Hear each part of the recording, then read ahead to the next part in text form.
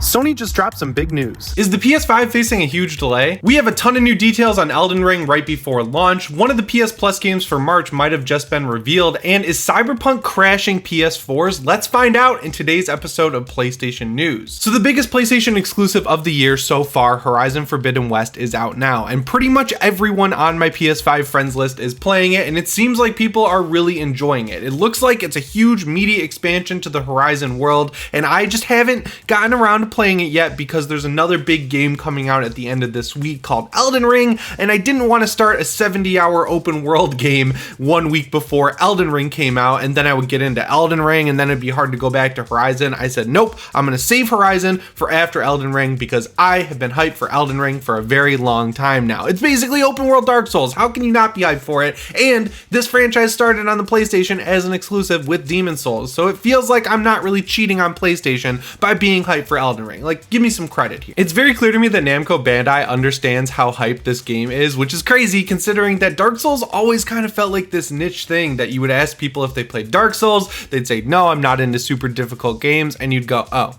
And then the conversation would be over, because if you play Dark Souls, you know that it's something that's definitely worth pushing through and persevering over because it's so damn good. But now, Namco is releasing a map that shows when the game is unlocking, and it's just crazy that this franchise has gotten to this point. And it makes me kind of happy, right? Like, if people can beat Dark Souls, they can really do anything. So depending on what time zone you're in, you might want to go check this map out yourself, but it looks like across all consoles, we're going to be able to play Elden Ring at midnight, and for those people who are playing on PC, they for some reason get it at 3 p.m. Pacific Standard Time instead of 9 p.m. Pacific Standard Time. That's the time zone I'm in. I'm over in LA, so I usually get to play games around 9 p.m. But this one on PC, 3 p.m. in the afternoon. So if you see your friends checking out of work a little bit early over here on the West Coast, that's probably why. I really don't know why, but over the past few years, I've kind of stopped watching trailers for games. I don't know if it's because stuff gets spoiled in the trailers or if the hype was just getting to me, but I've started slowly working my way back in, specifically with Elden Ring. I wanted to know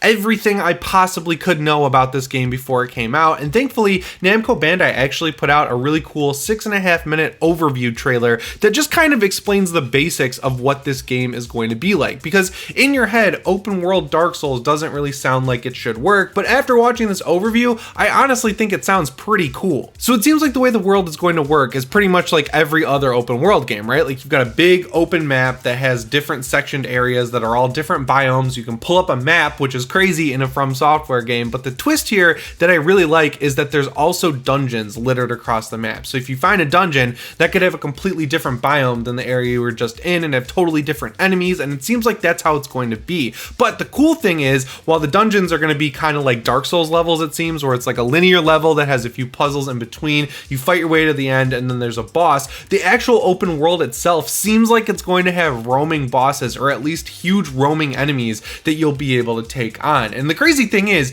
you can just run away. So if you get completely stomped by an open world boss, you can run away and come back later when you've got new skills, armor, or weapons that are making you stronger. I just love the idea of dungeons in a Souls game. I wonder if they're repeatable, like if you wait a long enough time, the enemies and the bosses at the end of these dungeons will refresh, so you can go in, clear those enemies, collect some souls, get better gear, or if there's a boss that you just particularly enjoyed fighting, you could go have fun fighting them again. That would be really cool. It kind of seems like the full version of the Chalice dungeons from Bloodborne, where you could run them over and over again, fight different bosses, and collect different gear. It just seems like this is better because it's part of the actual game. I also think it's sweet that you can just summon a horse that you can ride around the map, and he can double jump, and he looks really cool. I'm just like super excited to have this option for traversal in a Souls game, right? Like, we've seen people use them against us, especially in Sekiro. One of the very early bosses is like a huge Japanese general just riding a horse and smashing you with a spear, but now you can be that Japanese general and you can smash out of a skeleton or a zombie or whatever you want with a spear. It really is a time to be alive. And since this is an open world game, it kind of seems like the ultimate FromSoft game, because before it was Dark Souls was dark fantasy, then you had Bloodborne, which was like the vampire-y Victorian Gothic era type stuff, and then you had Sekiro, which was like the Japanese aspect of the story. But now it looks like they're just mashing it all together, and different parts of the map and different gear sets and different weapons are all going to be free from these 3 different themes that they've explored in their past games. So yeah, if you're a person who hasn't really been sold on Elden Ring just yet, I highly recommend checking out this overview trailer because it could just answer all the questions you have and help you decide whether or not you're going to pick this up at the end of the week or head back and grab Horizon Forbidden West. And if you do grab Horizon,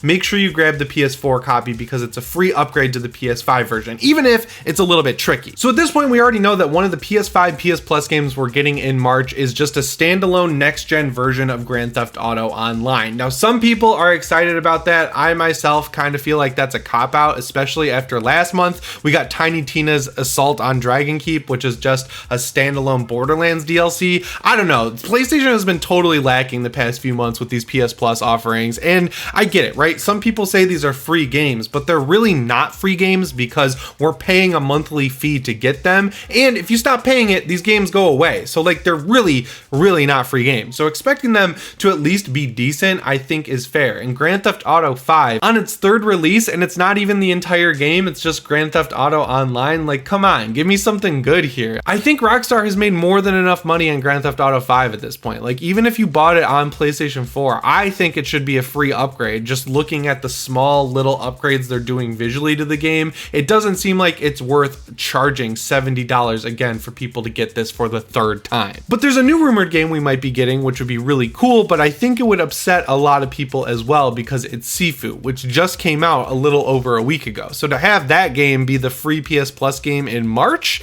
yeah, that would probably piss all the people who just paid $40 or $50 for it off, and I really can't argue with them. But as someone who's kind of been waiting to play it, if this did show up as a PS Plus game, I definitely wouldn't be upset. And it kind of seems like an apology game for Grand Theft Auto 5 Online and of course Tiny Tina's Assault on Dragon Keep. So the reason people think Sifu is going to show up on PS Plus sooner rather than later is because if you log into your PlayStation account when you own this game already on a browser, it puts the little PS Plus logo next to the game, which is exactly what happens with stuff like Dirt 5 or Tiny Tina's Assault on Dragon Keep. It basically says, yeah, this is a PS Plus game that's associated to your account. And we've seen all sorts of weird stuff going on the back end with the PSN. People think it's because it's shepherding in all of the stuff that they need to do for the PS3 emulation that we're allegedly getting very soon. So things are obviously going weirdly wrong on the back end of the PlayStation Network. So to see a little PlayStation Plus logo pop up, it could be showing up early. And honestly, this logic makes a lot of sense. I just don't think Sony would put a game on PS Plus a month after it came out. Like, they would face a PR nightmare for sure. Like, people would be pissed if they paid for that game a month before it came out on PS Plus and they paid $40 for it, because that's $40 you could have spent on another game like Horizon Forbidden West. Sony would also get a huge influx of refund requests, and the last time we saw that happen was with Cyberpunk 2077 when CD Projekt RED said, yeah, for PS4 users, we're definitely offering refunds on the PlayStation Store through Sony. And Sony was like, what? We don't do refunds, so I don't know what the hell you're talking about, CD Projekt RED, and they took Cyberpunk off the PlayStation Store. So Sony does not like doing refunds, and I feel like if they make this game free on PS Plus a month after it comes out, they're going to get a ton of refund requests, and that's not something they'd want to deal with. But with that being said, it is interesting that the PS Plus logo is showing up next to the game, and to me that could also mean maybe there's free PS Plus DLC coming to it. Like, maybe we're getting a new skin or at least a couple helpful items to help you get going in the game, because if you haven't heard of this game, it's basically like Kung Fu Dark Souls, and it's very hard. So if Sony's giving you a little bit of a bonus for having it if you have a PS Plus subscription, that could be pretty cool. It's also not on Xbox yet, so I could see them doing some sort of partnership with the game, because as of now it's a PS5 and PC pseudo exclusive. You know, it makes sense. But either way, if you've had this game on your wish list, I would still hold off till the end of the month when they announce the full list of PS Plus games, because you're going to be really upset if you buy this game for $40 and then it shows up as part of the subscription you probably already have. So the Cyberpunk 2077 1.5 next gen update has been out for a little over a week now, and I've done some looking around online, and it seems like people are really enjoying it. The first time I played Cyberpunk, I literally 100%ed the game, and that was really disappointing because a lot of the fixer quest lines, especially the Cyber Psycho one, you would get to the end of it, and after I spent all that time non-lethally taking down all of these mini bosses, the reward would not show up in your account. It would be like, oh, we're gonna give you this reward for finishing this entire quest chain, and then it just wasn't in the game. Like, they forgot to put it in there. So I went back, I started a new playthrough of Cyberpunk 2077, and I can tell you the game is much better now. Like, I originally played it on PC, it ran pretty well, but just the underlying changes to the way the game works are are incredible, right? Like the whole loot table has been completely reworked. It feels a lot quicker getting through the intro because you're just kind of going through the story, and the open world section of it kind of pushes you towards those story moments because, you know, they want to get you out of that intro and into the open world. It overall runs just a little bit worse. I think that's because of all the AI advancements. Speaking of that, the cops are just way better all around this time, and it's cool that you can get in gunfights with NPCs on top of new weapons and a bunch of other stuff that I don't really want to spoil. But unfortunately for PS4 users, this update did not come without its issues, and one of them is really bad. So a lot of people actually went out and bought this game on disc for PS4 because it's been on sale for like $5 or $10 so many times, and CD Projekt RED said from the beginning that it would be getting a free upgrade. So it's kind of a no-brainer to just buy the game on PS4 and then sit on it for a year waiting for this free update to come out, and then you get the PS5 version for $5, which it is well worth $5. I want to be clear. The interesting thing is the PS4 and PS4 Pro version got their own variant of this 1.5 update. Now your mileage is definitely going to vary with it, but it seems like it adds in at least a few of the cool new features, which is nice. And unfortunately, when people are sticking their PS4 disc into their PS4 or PS4 Pro, it is hard crashing their PS4, and some people are even reporting that their PS4 is bricked. Now when this started happening, both CD Projekt RED and Sony gave out a few tips for people to try, but it didn't really work for anyone, and basically people had to wait for a patch to the game, which seems to have fixed it for a lot of people, but there are still quite a few people reporting that they can't launch the game from their PS4 disc. Now that's definitely frustrating, and that's one of the huge problems when you consider how many consoles this game supports. They're literally going all the way back to the original PS4 and Xbox One. So you've got the PS4, Xbox One, Xbox One S, PS4 Slim, PS4 Pro, Xbox One X, Xbox Series S, Xbox Series X, PlayStation 5 disc and digital, and PC. Like, getting this patch ready for all of those different devices seems absolutely nuts, and honestly, they would have been much smarter to just hold on to the game and release it on next-gen consoles only, because it doesn't really work all that well on PS4 even with this new update, and now you can't even launch the game for a lot of people. So yeah,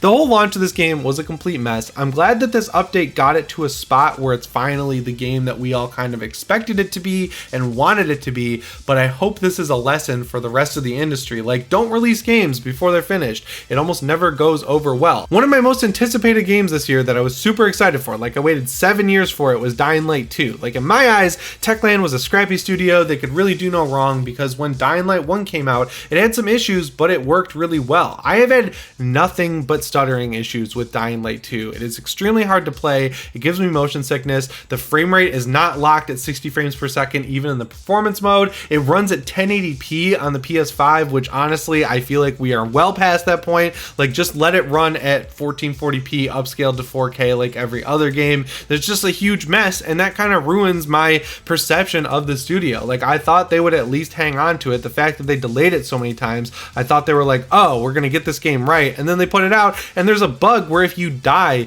you can respawn outside the mission objective, and then you get stuck in a death loop, and people on console are still waiting for that update. And on PC, it came out a week ago, it doesn't really work all that well. A lot of people are still reporting that they have the death loop, which is absolutely insane. And what really sucks is a lot of people who are playing Cyberpunk on PS4 are only playing it there because they can't get a PS5. But unfortunately, I feel like the solution here, if you have the game on PS4, is to just wait it out, wait till you get a PS5, and really enjoy the game as it was meant to be played. It's really good, and it's definitely worth that wait. But yeah, speaking of delays, PlayStation is facing even more delays over on the hardware side. So the whole faceplate thing for the PS5 has basically turned out to be a huge disaster from top to bottom. Like, if you pre-ordered them, depending on what color on the PlayStation Store, you probably have them at this point and you're enjoying them. And they're great. People really like them. But for people who were waiting to get them at other retailers, Sony has consistently pushed the date back over and over, and now it's delayed again to the end of March as the point when they're going to show up at other retailers. Now, I'm going to be real. When you're talking about the PS5 itself, the fact that it has chips and RAM and all these different parts that are hard to get, I kind of get why Sony has to keep delaying their shipments of these things, because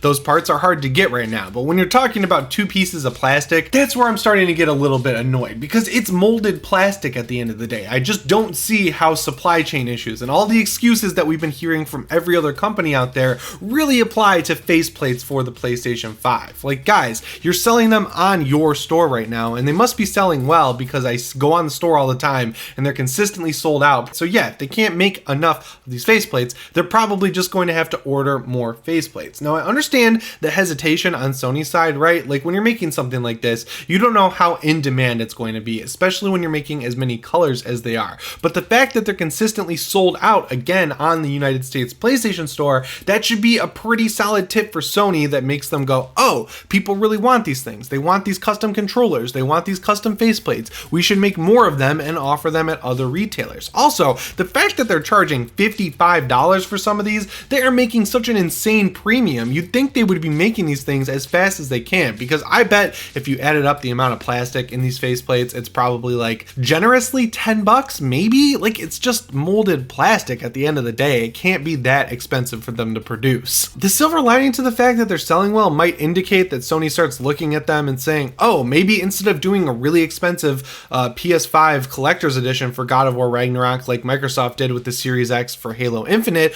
we could just make faceplates for God of War Ragnarok and then people could buy those for $60 or $70. And I bet you people would, because spending $70 on a cool customized faceplate is a lot easier of a pill to swallow than buying a $500 or $600 console that may or may not even come with the game that it's designed after. And the worst part about all this is when you see shortages on stuff like these faceplates or PS5s themselves, you can look right over at the scalping websites and overpay for all of these products. I know that it seems weird that scalpers would be buying up these faceplates, but if there's scarcity, it makes sense for them to do it because people are going to be willing to pay a premium to get them. It's cool to be the guy who has the stuff that no one else can get. It's undeniably a cool thing that people kind of strive for at this point. Not me, I don't really care, but I see a lot of people doing it. Like the prices of scalp PS5s are based entirely on what people are going to pay, and I've seen those things going for like $750. So do not underestimate how much people are willing to pay for stuff that you can't get from the official source. Hopefully Sony has a solution in the works. I can't imagine this one's going to be too hard to figure out because, again, for the millionth time, it's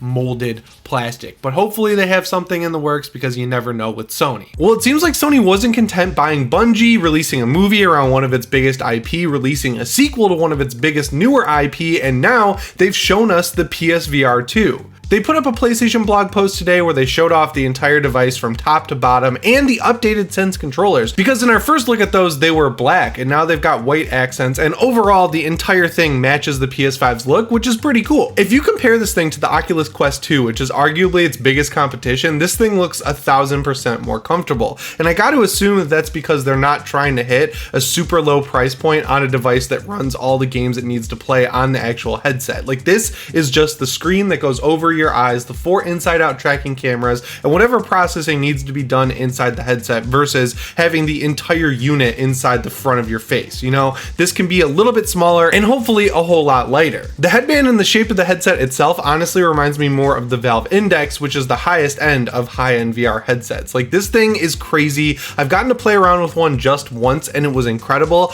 I've always wanted to pick up the controllers, but they're a little bit steep at the price they're at right now, so I'm glad I waited because this PSVR 2 looks like it's basically the perfect middle ground between the Oculus Quest 2 and that Valve Index. Now, this wasn't treated as anything crazy by Sony. As I mentioned, they threw up a blog post and said, here it is, just a few days after Horizon Forbidden West released, but it's showing us that yes, this thing is real. They have the final design down apparently, and it seems like it's going to hit its release date of the end of the year. Me personally, you guys know I care about the games first and foremost, and it seems like they're going to have at least one banger at launch developed in-house by their new team, Firesprite Studios. Right now there's a lot resting on this game's shoulders because it's actually the only PSVR 2 game that's been officially announced by Sony, but it's a first-party game and it's Horizon Call of the Wild, which is in the Horizon series obviously. And the trailer they showed off at CES was pretty cool. The one thing that kind of made me go, I'm a little skeptical is the fact that they had an on-rails segment in the trailer, but it seemed like it was very early in development, or at least very early on, and that was the only point where they could get it running at the stable frame rate,